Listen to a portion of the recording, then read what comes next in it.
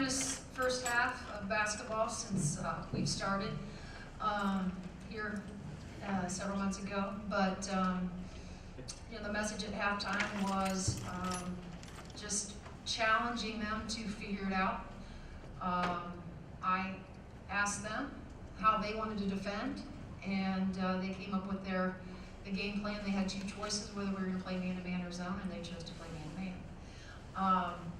Obviously, going down the stretch, being down 17 was an awfully high mountain to climb, but just give our kids credit for chipping away.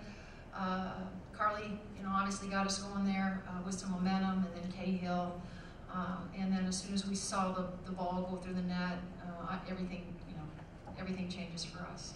Our confidence level, our confidence in being able to get stops, all of that changes with this group. But just really proud of how they handled the second half, and they have a tremendous amount of resilience. They stick together. They never think that they're out of the game, and that's what makes this group so special. Last week you were talking about with Rutgers, they thought maybe a stringer fight was Sure. what was kind of the tone that you... This was the tone. I was very matter of fact. I didn't raise my voice, which is probably unusual in that type of a situation, but that's not, that's not what they needed. They needed me to just be real with them, and that's what I tried to do. I honest to goodness did not raise my voice. I just challenged them to figure out how we were going to get back in the game and how we were going to win the game. I just thought we were uninspired in the first half. We just didn't have the energy level that we needed. We couldn't get the stops that we needed. Offensively, I thought we were out of sync. But what was most frustrating is I didn't see the fight in the first half that certainly we had to have in the second half. But like I said, this is a very unique group of individuals who always think that there's a way, and that's what makes them so special to coach. Maybe kind of carried the weight of some of the Jen Tyler over the floodgates and they were a huge run. How big was Jen? She was huge. This is a kid that, again, is playing with a fractured finger. And she probably, she had 18. Heck, she probably should have had 30. She missed some point-blank layups. Probably had opportunities to get some three-point plays. But she was huge. She got a little dinged up when we were at Maryland, and she had been out of practice for the last really 4 days. And just got her back yesterday with no contact. And I thought she showed up big, especially when we needed her, there, especially in the second half. We were intentionally going inside to get her looks at the basket. It seemed like you went to KO. We did. Their zone was, as any 2-3 zone, that the high post is the sweet spot. And we just give Cahill free reign to just roam, find the open gap, find the open spot, and then obviously her teammates do a great job of finding her because they know that when B catches, she's either going to have an opportunity to score, but she's also a terrific playmaker. She can find Jen at the low block or she can kick out. So there's a lot of good things that happen when teams play us a zone, and we have an opportunity to stick Cahill in the middle of that because she's very unpredictable, in her movement. Much harder to get than what you found out down the stretch. Well, it's next man up, right? And I thought Lindsay Lakin came in and gave us tremendous minutes. She didn't try to score. She just tried to play her role and move the ball and be great on the defensive end. We were switching 1 through 4 there at the end, and I thought that Lindsay came in and we really didn't skip a beat there. Like I said, give Lindsay Lakin tremendous amount of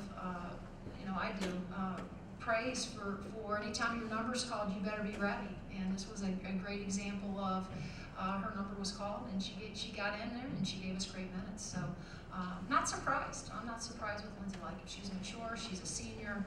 She's played a lot of basketball, and she was very sound and solid for us, and we needed her to be. I never seemed pretty confident on her last Right, when we took it, yeah, and that's what we said, two things have to happen out of this play, Ty. You gotta come off that high ball screen with the intention of scoring, and we had Lex coming off of a back screen as the inbounder, and we said either we're gonna get to the basket and score, or we're gonna get to the free throw line. That we can't come up empty. And so it was a huge play in a huge moment. You shot 83% in the fourth quarter, 32 fourth quarter. This is kind of a clutch team, and they know the pressures in the back. I don't know that I want them to have that mentality of I just think that they have a fight. I don't know that they're in their mentality is we can get down and fight back every game. I don't think that they're that naive to think like that. I just think that they have a tremendous fight in them, and like I said, resilience. They stick together and they just never quit. They just don't give up. And it always obviously seeing the ball go through the hoop. That's a big part of that.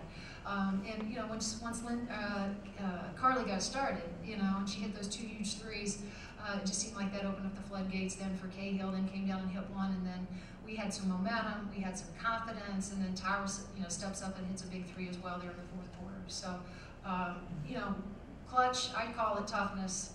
I call it resilience. I call it they just don't give in. Is that about as bad as the second quarter or from this team this year? Yeah, it would have to be, John. I don't know that I can think of another quarter that was so painful to watch and painful for our fans. It just seemed like nothing really truly was going our way. And even in the first quarter, we had an opportunity there to extend the lead and win that quarter. But we just, our point blank, we missed six layups, in the first half. We turned the ball over. We were throwing it. I thought we were careless with the ball. We were trying to run, but we weren't running with any kind of purpose or intention for something good to happen. It was just like we were just trying to throw it, hit ahead, and kind of see what we could get out of it. And so we got to clean that up. We gotta run with a purpose. We know this, when we're running, we're better. But we got to get attacks to the glass, and I thought the first half we squandered some of those points that were point blank because we were in a hurry, whether we were off balance.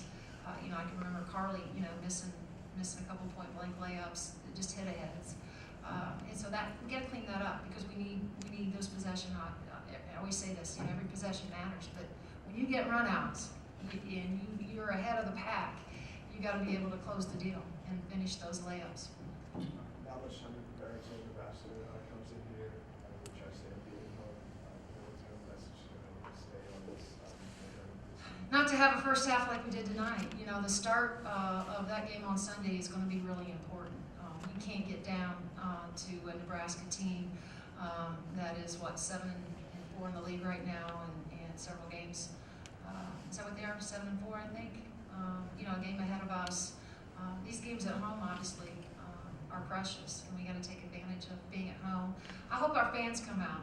It's going to be a 2:00 game, and they mattered tonight. When we needed them, they showed their enthusiasm and their energy, and so it was great to hear them. And I know that means a lot to our players to have the noise that our fans provide. So.